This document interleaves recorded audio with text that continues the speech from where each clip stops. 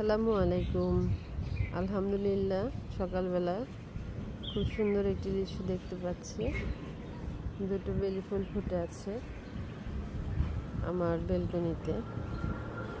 খুব সুঘ্রাণ, মোহমোহ ঘ্রাণ, সাথে আরো কয়েকটা ফুলও ফুটেছে। এই ফুলটার নাম হচ্ছে কাটা মুকুট, আর এগুলো হচ্ছে রুমেলিয়া। এগুলো সাধারণত সকালবেলায় ফোটে, দুপুর হলেই ঝরে যায়। মাশাআল্লাহ, সুবহানাল্লাহ, অনেক সুন্দর, অনেক সুন্দর। সকালবেলা বেলকনিতে এসে মনটা ভরে গেল। আর এই ফুলটা ফুটবে আর কিছুক্ষণ পরে। এটা ঘাস ফুল।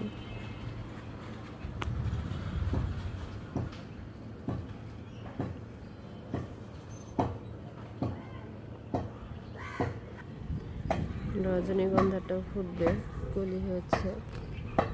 এটা আরো 2-3 দিন সময় লাগবে ফুটতে।